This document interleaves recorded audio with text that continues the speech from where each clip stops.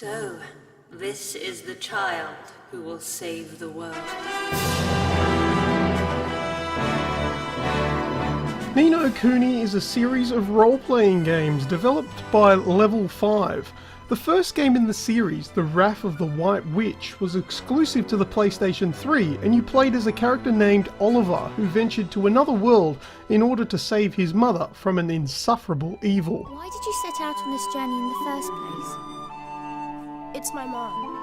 I have to save her. Ni No Kuni II, The Revenant Kingdom, has come along with a new story in tow and with some new characters and gameplay styles. G'day everyone, Lucas here from Aussie Gamers Express, and today I am taking a look at Ni No Kuni II, Revenant Kingdom. First off, be aware that Ni No Kuni II is a massive, in-depth game with way more features that I could ever fit into a review.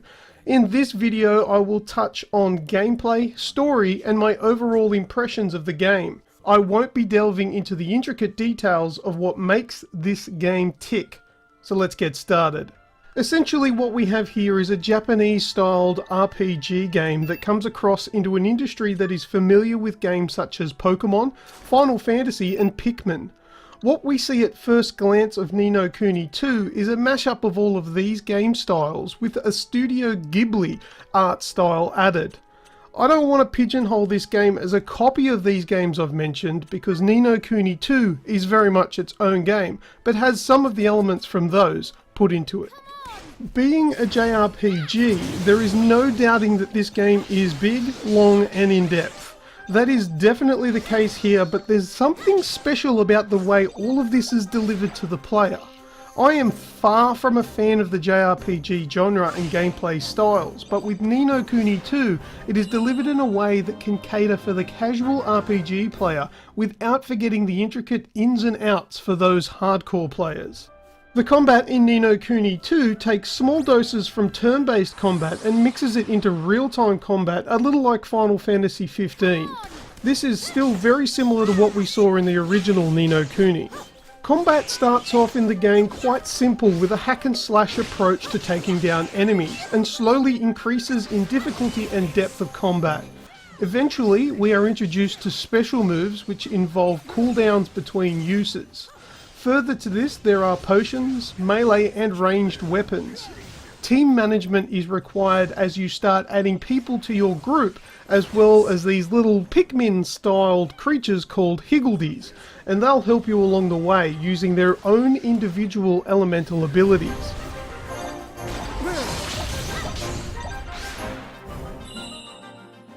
Skirmishes have been added into the game as a new style of meta gameplay that you can play for either fun or to advance your armies along in RPG style. Skirmishes play out similarly to a real-time strategy game where you will control your main character who has his armies surrounding him.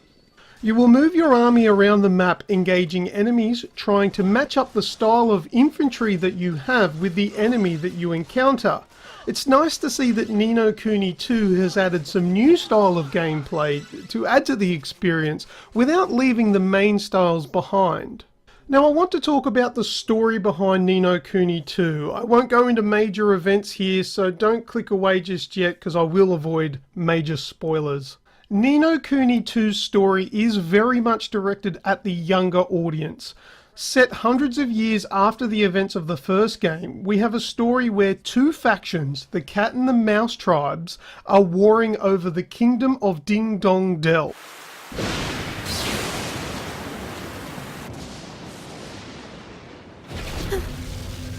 King Evan of Ding Dong Dell has been overrun by the Mouse tribes after a coup is initiated. Evan, a young boy, meets up with a man named Roland. He's a human from another dimension who has mysteriously been transported to this world by unknown means. Evan and Roland make their way out of Ding Dong Dell with barely their lives intact after a battle with the Black Knight of the Mouse faction.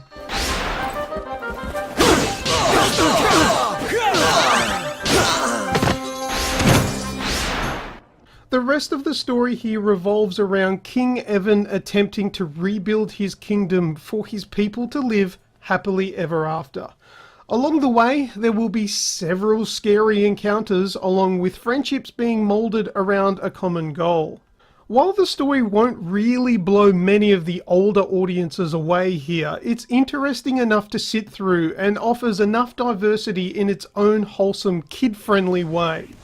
I have enjoyed the story contrary to it being so very squeaky clean. However, for this reason, parents can happily allow their younger kids to play through this game without fear of foul language or scenes of gore and extreme violence.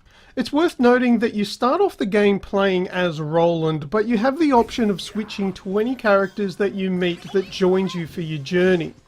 Each character you have at your disposal will have different qualities which will benefit different styles of combat.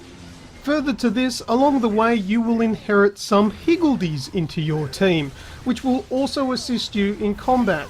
Their elemental abilities will also have different attributes that you will need to keep an eye on for efficient battle. These higgledies are little creatures that bear resemblance to Pikmin, if you're familiar with those from the popular Nintendo game of the same name.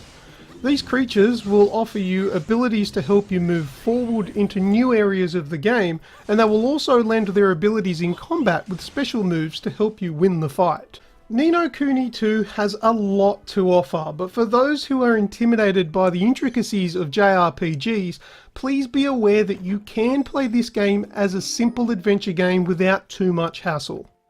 Playing on the normal difficulty setting, you can be assured that the learning curve is gradual and very sensible. For those that are used to this genre, you might want to bump up the difficulty a notch so you don't get bored by the ease of combat in the first 10 hours of the game. Ni No Kuni II is undoubtedly a beautiful game, but it's not all perfect. The biggest gripe that I had with the game was due to the game not including full voice-acted dialogue. I'm Evan Petty Whisker Tildrum, King of Ding Dong Dell. Who are you? The main cutscenes in the game will be fully voice acted, but the rest of the game simply adds in the odd word or grunt, with the rest of the dialogue being text based.